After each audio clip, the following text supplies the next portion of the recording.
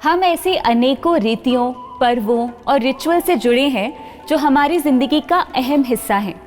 बहुत से रिचुअल्स हम जान के फॉलो करते हैं तो बहुत से रिचुअल मान के। बट अंजन टीवी में हम कोशिश करते हैं आपको मानने से जानने की ओर ले जाने की। दोस्तों, हम रक्षाबंधन मनाते हैं, पर क्यों? राखी बांधने की शुरुआत कब हुई, क्या आप जानते हैं? अगर नहीं जानते तो आइए आज जान लेते हैं। रक्षाबंधन एक ऐसा पावन त्योहार जो बहन और भाई के अटूट प्रेम का प्रतीक है।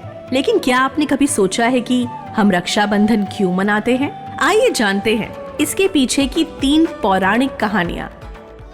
पहली कथा राजा बलि और भगवान विष्णु की। बहुत समय पहले की बात है। राक्षसों के राजा बलि ने एक महान यज्ञ का आयोजन किया। उसे कोई भी वरदान मिल सकता था जिससे देवता भी भयभीत हो गए। देवताओं की रक्षा के लिए भगवान विष्णु ने वामन अवतार लिया, एक बौने ब्राह्मण के रूप में। वामन ने बलि से 3 पग भूमि मांगी। पहले पग में उन्होंने धरती ले ली, दूसरे में आकाश और तीसरे पग में रखने को कुछ बचा ही नहीं। राजा बलि ने भगवान विष्णु से कहा, मेरा सब कुछ ले लिया प्रभु, अब तीसरा पग मेरे सिर पर रखिए। भगवान ने प्रसन्न होकर बलि को पाताल लोक का राजा बनाया और उसकी रक्षा का वचन भी दिया। बलि ने उनसे आग्रह किया कि वे पाताल में उनके पास रहें। इधर वैकुंठ में लक्ष्मी माता व्याकुल हो उठी। अपने स्वामी को पाताल में छोड़ देना उन्हें स्वीकार नहीं था। तब उन्होंने नारद मुनि से परामर्श लिया।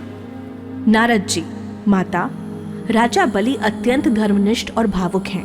आप ब्राह्मी हैं, आप ब्राह्मी का वेश धारण कर उनकी रक्षा की याचना करें। जब वो आपको बहन मान लेंगे तो अपने भाई का धर्म निभाते हुए विष्णु जी को आपके साथ भेज देंगे। लक्ष्मी जी ने वैसा ही किया। वे एक साधारण ब्राह्मणी के रूप में बलि के पास पहुंची और कहा, हे राजन, क्या मैं आपको अपना भाई बना सकती हूँ?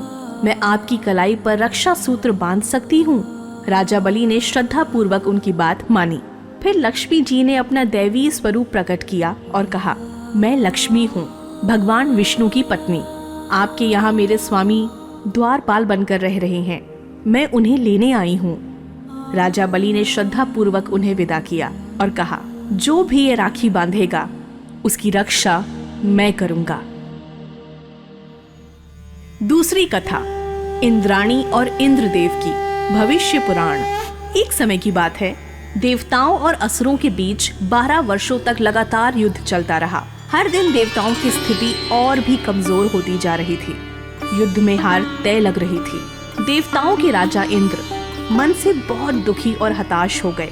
वे अपने गुरु बृहस्पति के पास पहुँचे और सलाह मांगी।